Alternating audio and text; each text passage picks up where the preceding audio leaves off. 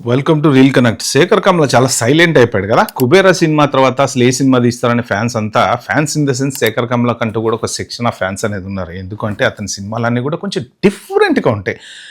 25 సంవత్సరాలు అయింది ఇండస్ట్రీకి వచ్చి. డాలర్ డ్రీమ్స్తో మొదలుపెట్టినటువంటి డైరెక్టరు ఇప్పటికీ 10 సినిమాలే తీశాడు. 25 సంవత్సరాల్లో దగ్గర ఒక 20 సంవత్సరాలు పడేస్తున్నమాట. కానీ శేఖర్ కమ్ల ఒక్కో సినిమాకి కనీసం 3 సంవత్సరాలు తీసుకుంటాడు. ఎందుకు అంటే కూర్చొని సబ్జెక్ట్ వర్కౌట్ చేసుకొని దాన్ని మంచి ఒక పర్టికులర్ జనాలకి నచ్చేలాగా ఎమోషను, తర్వాత మంచి ఎంటర్టైన్మెంట్ ఇవన్నీ కలిపి సినిమా తీస్తాడు అనమాట.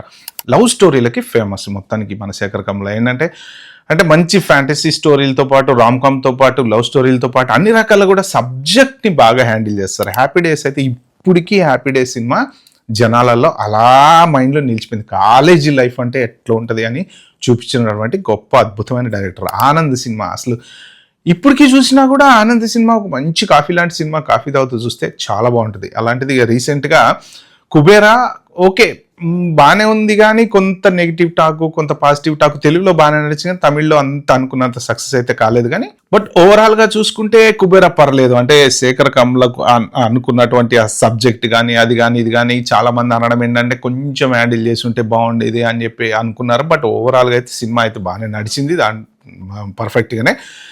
సో ఇప్పుడు శేఖర్ కమ్ల ఏ సబ్జెక్ట్ చేస్తున్నారు, ఎవరితో చేయబోతున్నారా అనే ఒక పెద్ద చర్చ అయితే కొనసాగుతుంది అనమాట. దీని మీద సోషల్ మీడియాలో వచ్చినటువంటి వార్తలన్నీ ఏమున్నాయి అంటే, నానితో ఒక సబ్జెక్ట్ చేయాలని చెప్పి నానికి డిస్కస్ చేయడము, నానికి చెప్పడము, నాని ఒప్పుకోవడము, తర్వాత మళ్ళీ ఎందుకో అది ఇప్పుడు నాని ఒక సినిమా చేస్తున్నాడు, తర్వాత ఇంకొక సినిమా ఉంది కాబట్టి మధ్యలో గ్యాప్ లేదు, డేట్స్ ఖాళీ లేవు అని చెప్పేసి మళ్ళీ క్యాన్సిల్ చేసి వేరే వాళ్ళతో చేస్తున్నారని చెప్పి ఒక టాక్ ఉంది. బట్ చేస్తే చెయ్యొచ్చు అని ఒక టాక్ ఉంది. ఇప్పటివరకు అయితే నానితో సినిమా చేస్తున్నాడా చెయ్యట్లేదా అనేది అయితే కన్ఫర్మ్ అయితే కాలేదు. కానీ ఇప్పుడు నెక్స్ట్ ఫర్దర్గా ఏంటంటే ఒక 2 సబ్జెక్టులు అయితే ప్లాన్ చేస్తున్నాడని తెలిసింది. ఒక సబ్జెక్టు లవ్ స్టోరీ, ఇంకొక సబ్జెక్టు కూడా ఏదో రాస్తున్నాడని చెప్పేసి.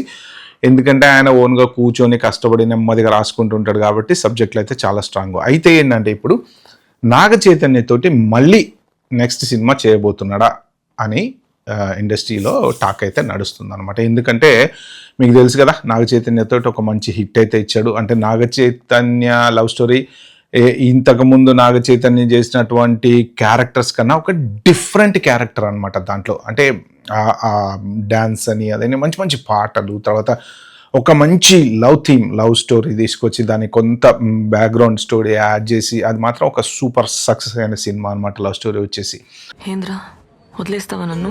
నేను చచ్చిపోతా కానీ నేను వదలనే.